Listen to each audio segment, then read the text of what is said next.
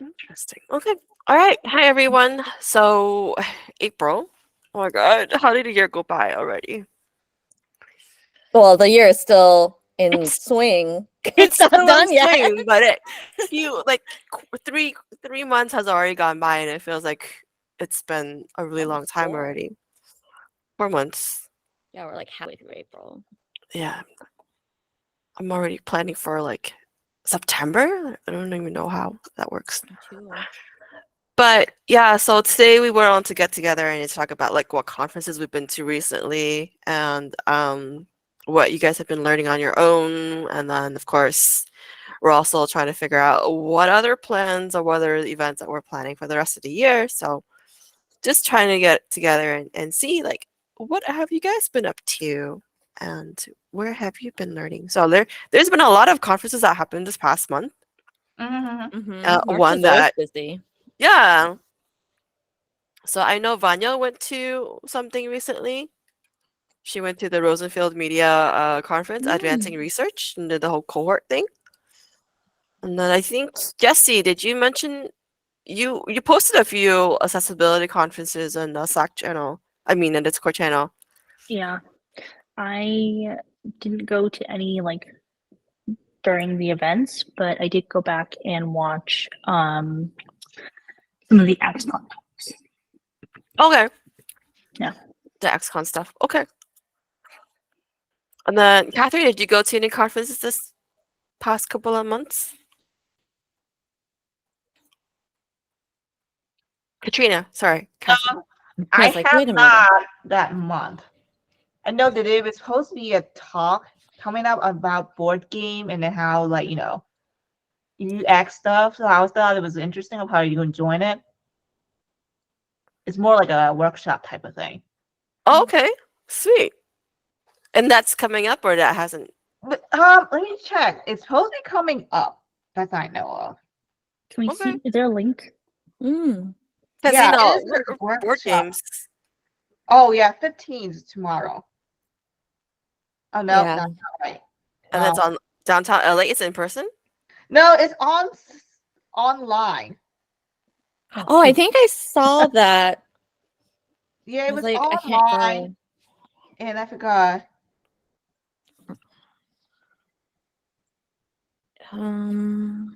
Was it like a research team of one type of? I don't forgot what was it. It was like, oh yeah, it's online. Okay, I can join. Quant UX Con? Can't remember. This is the one that's I had to look for it. Is it research Is it skill on shop Discord? tickets. Is this the one? I'm looking at the DIA Discord because there's one. There were a couple this weekend. No, that's all upcoming ones. Yeah. So maybe does anyone want to go first? Like which ones did you go to and then what did you learn? What was good about it? I'll go first because then you can chime in because you also went to the one that I went to. So I guess we kind of went to the same ones, but also different. So the first one I went in person was World IA Day, but for the Seattle group, I helped to organize that.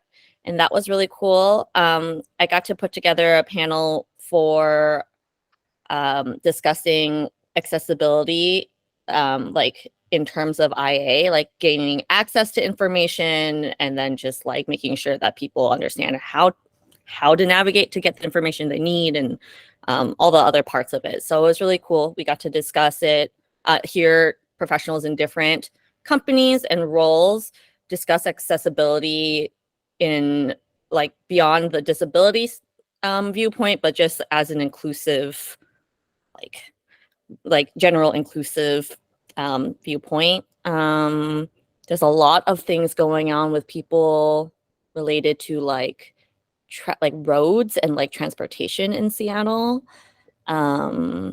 And it was just cool because since I got to help organize this year and it was Seattle, since I helped with LA last year, like I got to meet a lot of people, and we're actually going to have like a dinner in another week or two to like get together because we were all so pooped after the conference. We were like, we were going to go out like to just have like a drink or something. And we're like, no, we're all going home.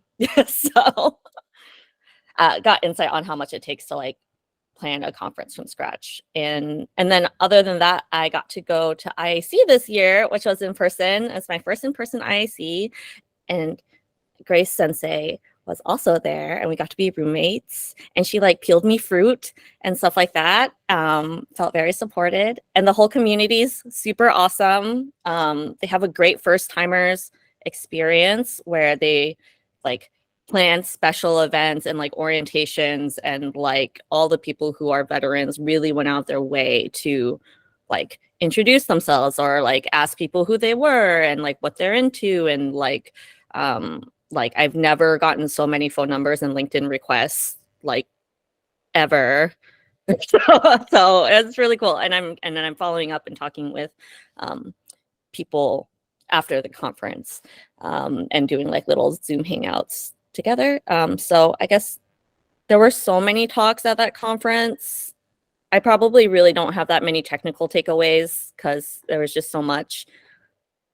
But just learning more about the community. And I'm taking a course now on learning how to identify my note-taking style and note-taking app that suits me so that I can be a better note taker more effectively. So I think that's a big takeaway because my conference notes were just like all over the place and like just so, I'm like scared to like miss anything. So I'm writing down everything, but then you're like not paying attention as well.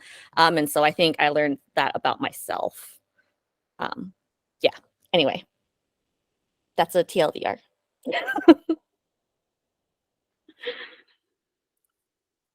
No, thank you for that. Because I think that's also one of the things like where like you go to a conference and you go to watch a lot of talks, and then at the end of the day you're like, what did I learn? I have no idea what I learned, because either you're like doodling or like your mind is all in different places, so you don't really absorb as much information compared to when you're in a class, you're there for just one thing.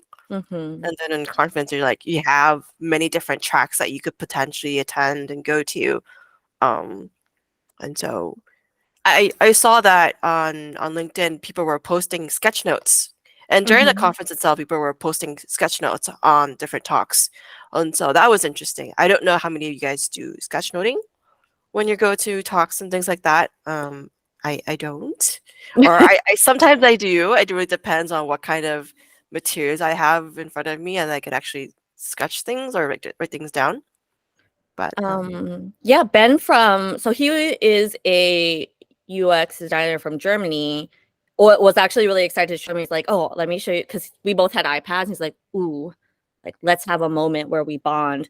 And it's like, do you know? I think it's Concepts. I think it's an app that a lot of UX, like visual UX designers, UI designers use. And so he was sketchnoting, but also like using his iPad to take slide photos and integrating them directly in. And he is, I think, like just very naturally, like probably more on the UI visual design artistic side. And I was like, that's beautiful. I don't think I can, or at least like not for this conference. I'm not going to try it. I'm not going to mess with anything yet. But I think that's the first time I saw someone like sketchnoting live. That was pretty cool. I found out I'm a librarian. That's my note-taking style. There's also architect, and then Grace is definitely a gardener. I'm taking the Building a Second Brain course by Tiago Forte, who has like the coolest name ever. In case anyone else needs help with notes. Yeah. Someone else can feel free to go. I can go next.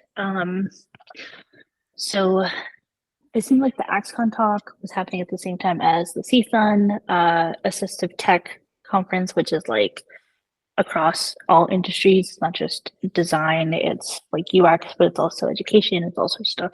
And then at the same time, there was the Microsoft Ability Summit, which it was like total overload.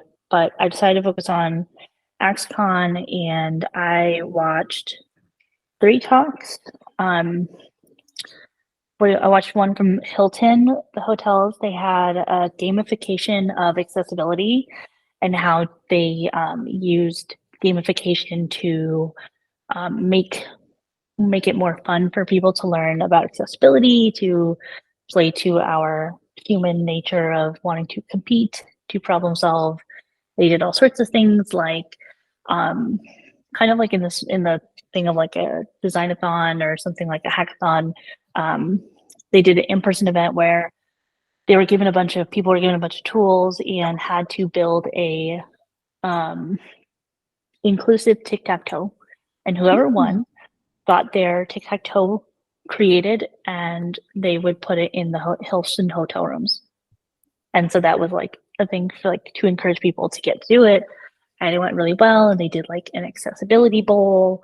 And so yeah, so that's something that I thought was really interesting. And then sort of thinking about like the UX of gamification, which I feel like is its own thing in a nutshell, but that's kind of a hole I'm starting to fall down.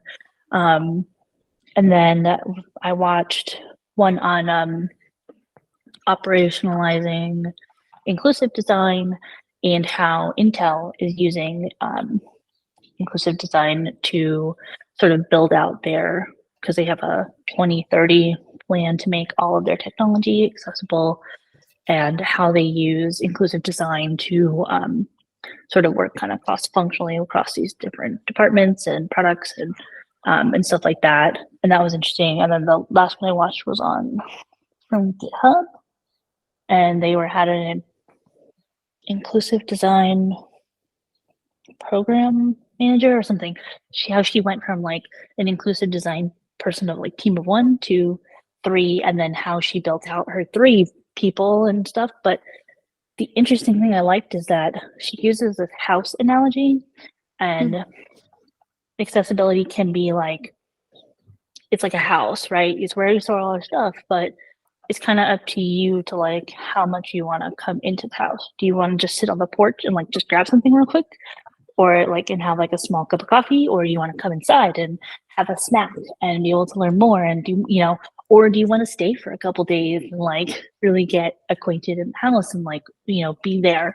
And so she uses this really interesting metaphor to be like, how do we create like welcoming spaces within the workspace, and then like help someone figure out like in their process of like where they are in their journey to determine where they want to go. And then the house, this sort of space, is up to them to decide how far they want to go in. So it was cool. There's still more talks I want to watch. That's at the XCon? Yeah. And those are free and available year round. You just have to register, I think, but that's free as well. Can I ask, did they tell people what the winning inclusive design for the tic-tac-toe game was? Like, I'm curious, like, how people approached it and like yeah, I don't know. She just mentioned it. I wonder if I can find it. She just said that like the winner was gonna have their stuff placed in the hotel, but I don't know. I'm on so there's quite a few McDonald's people who started at Hilton. So I found out who had been working a little bit closely with the accessibility team while at Hilton. So I'm gonna go bother them this week and see if I can find out more information. Okay. Yeah, that one, the one about the house analogy sounds really interesting. I kind of want to go into it a little bit more. I was like, okay. Yeah, let me go find it. Let's see. It was let's see. It was I feel like the first half of the year is always like a ton of conferences related to UX. I'm just like, I can't even keep straight like all the names. I blindly register for like 6 of them. Yeah, register for a whole bunch, and then hopefully they have recordings. I know, right? But don't be in charge of helping to break up the recordings. Says Grace, because that's what she's doing. And then I'm posting a link to the IA conference that May and I also went to earlier. Let's Super see. fun. What other ones has everyone else joined or went to? Or is this considered a conference? I hope not.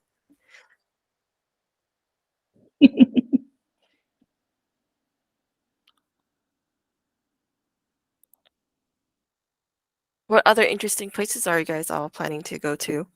Or looking forward to, maybe?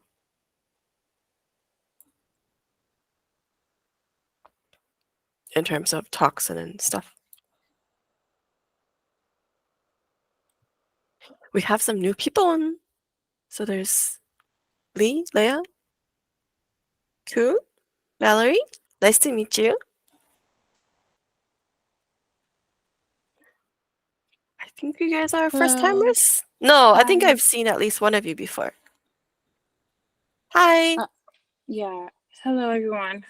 Sorry for being late. Yeah. I have joined the call about once or twice. I think pretty much last year. Yeah. And then Justin, you gave me like this really great portfolio review that I really appreciate. So it was really great, and I also for conferences that I know of that are coming up, I know that it's like this one called Diversitech. And I'm planning on signing up for it. But I was kind of late to the meeting, so I'm not sure if that's what you guys are discussing. It's called Diversitech to 2023. I could like post the link in the chat. Yeah. Or okay. If you could, that would be great, because like we're always on the lookout for like new different events that are coming up and see what's interesting to go to. Yeah, this month we're just talking about conferences that we've been to. Oh, okay. Yeah, and just sharing like what did you learn? What was interesting? What was something that you might want to share with the rest of the group? Okay. Oh, okay. I see. I haven't been to any yet so far, but I believe the one that I just shared is what it's coming up, in May, the 3rd to 5th. So yeah, I'm looking forward to this. Okay, so the Diversitech one is going to be in person in Philadelphia? Yes. Oh, and this is all in person, or is it partially online as well? Let me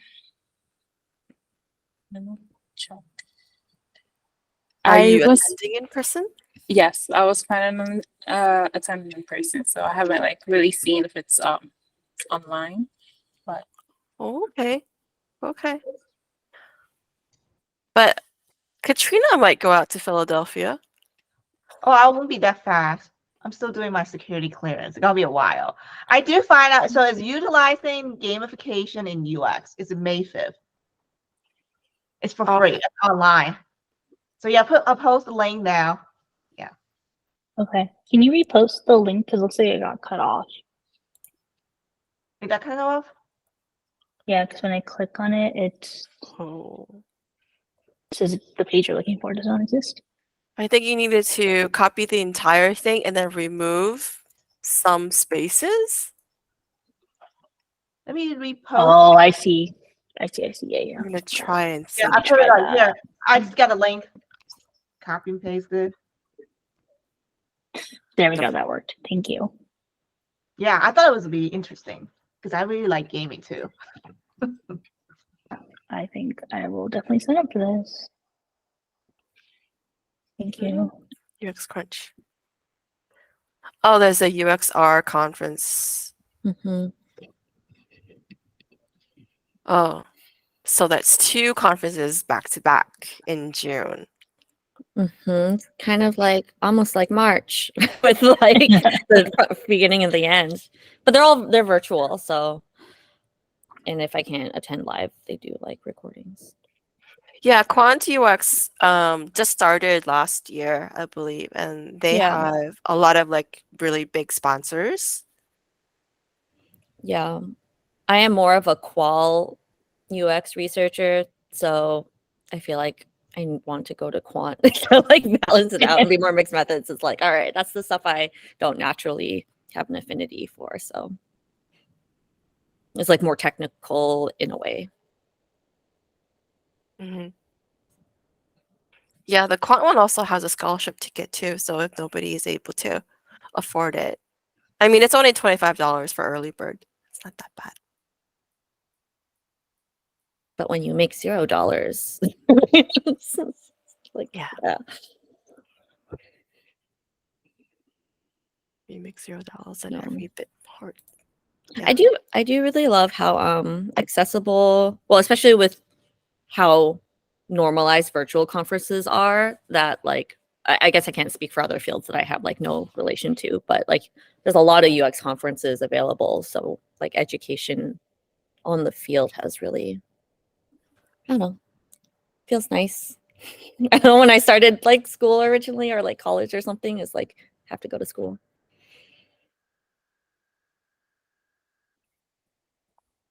Yeah.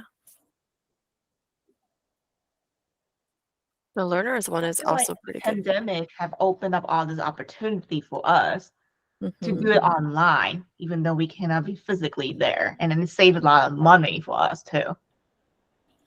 Yeah, like they can afford to give like free tickets or like discounted tickets because they don't have to pay for you to like physically take up space or eat or all that. I mean, you can just work in and while listening to it, so that was really a positive thing. Mhm. Or like video recordings too, like that's huge. Oh yeah, I like that video recording. You just get a video recording of it and you just like watch it like during downtime and like leisure time. So I like it a lot. Mhm.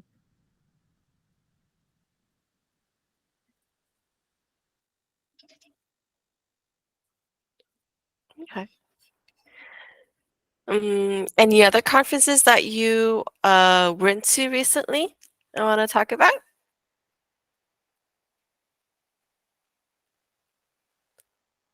No. Just looking forward to what's coming up. The only one that I've been recently was the one that we've been all to, the wayfinding. That was the reason conference. I love that conference a lot. That was for World Eye Day LA. Yeah, World Eye Day LA. I love that conference. I like this keynote speaker a lot. Okay. How come? Because I like her how she like tried to design a way for people to move around the airport, including everyone, like accessibility, all this stuff. I thought this is really cool. Because like accessibility is not really well spoken of. Nobody really talk much about it if you go to different places, workshops, stuff like that. But I'm really happy that somebody talk about accessibility. And then talk about like ageism, senior, how do you help the senior find ways too. But that was really an interesting thing. There's nothing to talk about it all the time.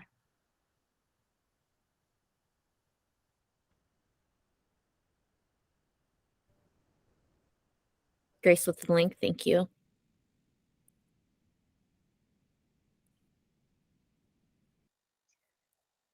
It helps when you organize these things. You have to know everything where it lives.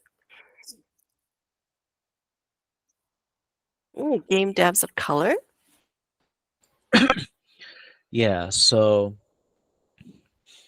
I found this one because in the game dev space, like especially if you go to like GDC or something, a lot of the talks are, by the dominant, or not dominant, but like the most populous ethnicity in the games industry, which tends to skew white. So this one is specifically to empower, voices of people of color, and I've seen some of their videos on their YouTube channel. I like it. I like it a lot better than most GDC talks, just because it's less like industry jargony and much more about like it touches upon like use your personal experiences when you're making your games, because there's a lot of folks in the indie gaming space who are people of color, and you see that's where a lot more representative games tend to be.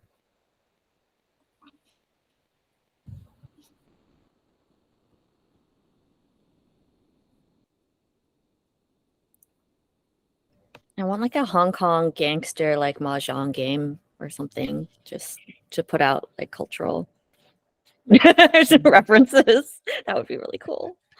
So if you lose a round, you lose a finger. Like I don't know, just channel and Chow Yun Fat kind of vibes. Gun God flew of all over the Gamblers. place. Yeah, God of Gambler. Thank you. That's classic. I haven't seen that one. One of the co-chairs at IAC like surprised me, like, cause like, do you know Chow Yun Fat? I'm like, yeah, like, are you old enough to know? And then he just like started naming like all of Hong Kong cinema. Like, it's like, oh, I'm sorry, I'm not qualified. Anyway, sorry, that's a tangent. But that sounds really cool. I would love more representation in games.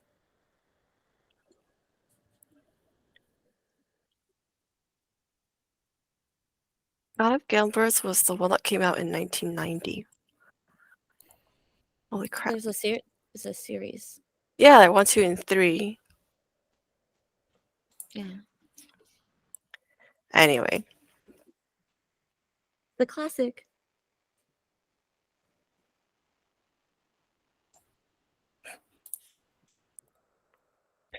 So Justin, did you go to this Game Devs of Color Expo before? No. I think the ticket prices were, I mean, they're more affordable than GDC or Game Developer Conference, I think, which is the biggest one. But I think it was still a little bit too pricey for me, so I ended up not going. But I think like this year I probably want to, at least like, especially now that I'm starting to make more games, you know, so I won't feel like imposter syndrome isn't as bad this time around. Okay. They don't have registration up yet. Yeah, no, I don't think so. Okay. Yeah, it's also because they are also a very niche conference, so it's gonna be pretty pricey too. Like, I remember there was another one for interactive fiction that I wanted to go to, but I mean the tickets weren't bad for that, except it wasn't like in European time. I think, Grace, around that time we were working on a DIA project for a client. I was like, it is 6 a.m. They're starting in like 2 hours. I need to sleep. Yeah. Yeah, so that didn't work out, but fingers crossed. Is this When was Nara it? scope? So so it is called, what was it called? Interactive gaming? Is it called interactive like fiction gaming conference? No, it's called Narrowscope. Grace just put the link to it. Oh, it is that one. Okay. Mm-hmm. Yeah, that one is. Sorry, go on. I didn't see anything. Is that Oh shit! Oh, sorry, go on. okay. Open something surprising.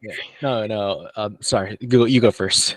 Okay, so I just wanted to clarify, like interactive fiction, is that like the choose your own adventure books and things, or Kind of, yeah. They're a type of interactive fiction, but most of the ones that people make here are like they're more like hyperlink based digital games, as well as parser games. So if you know about like like it's like a very very rudimentary form of natural language processing where like you have to type in like, you know, a goblin appears in front of you and then you type in like attack goblin, right? And then the machine will parse it, and then, you know, if it's like a valid input, something will happen. If not, it'll tell you you can't do that or something like that. And like press H for help on commands, valid commands and things like that. Yeah, something like that.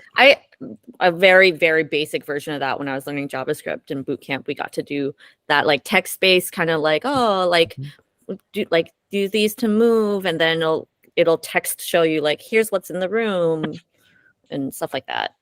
Those are fun. Yeah, that was, believe it or not, that was the biggest like form of gaming back in the day. At least in the computer gaming. I met some people who were like, oh, I've put some hours in games like this. It's like awesome. Yeah.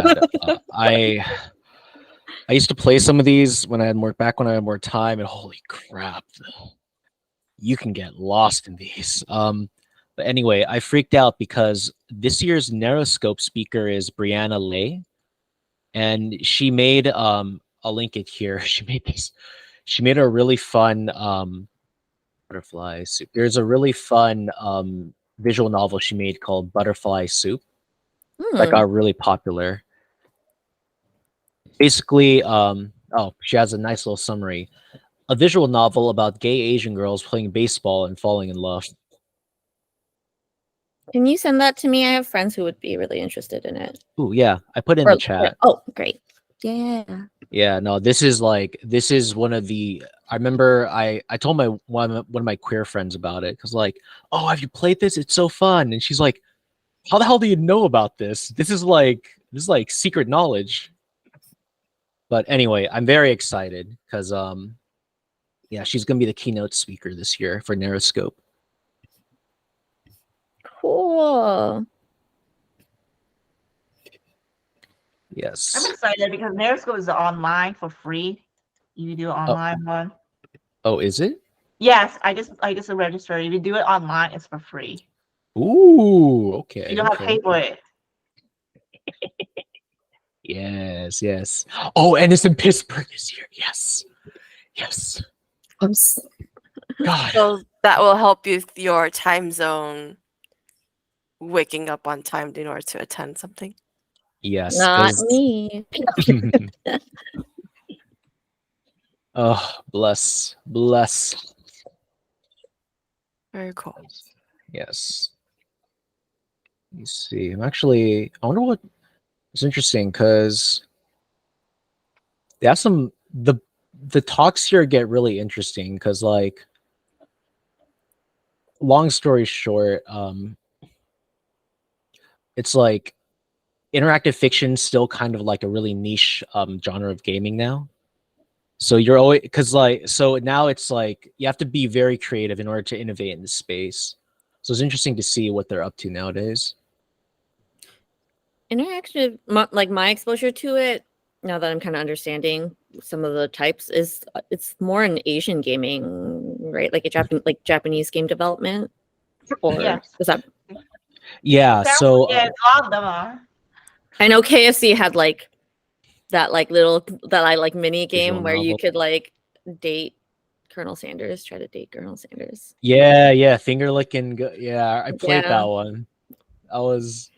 Whoever did that needs a raise. That was a clever. That was so good. That marketing, not a great game, but like it was good marketing.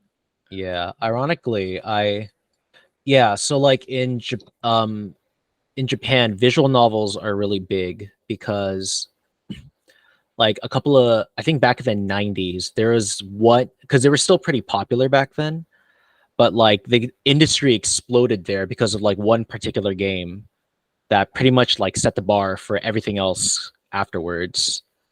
And What then game? this is deep gamer lore. Let's see. Here it is. It's called here. Okay, I just wasn't sure if I would know it.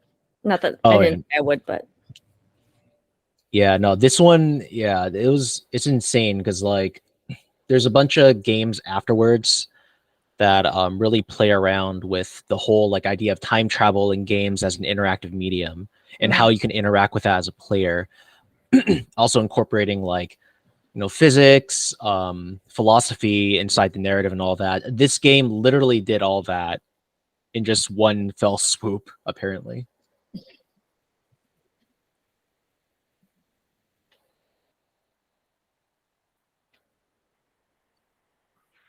it's cool. I love hearing about these like niche.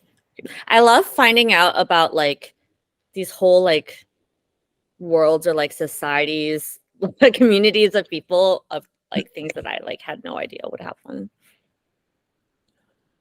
Yeah, it's the same. I don't know. Every time I think I find something niche, I always end up surprised when someone tells me about something even more like specific and like almost impossible to learn about. But anyway, that's my spiel in video games.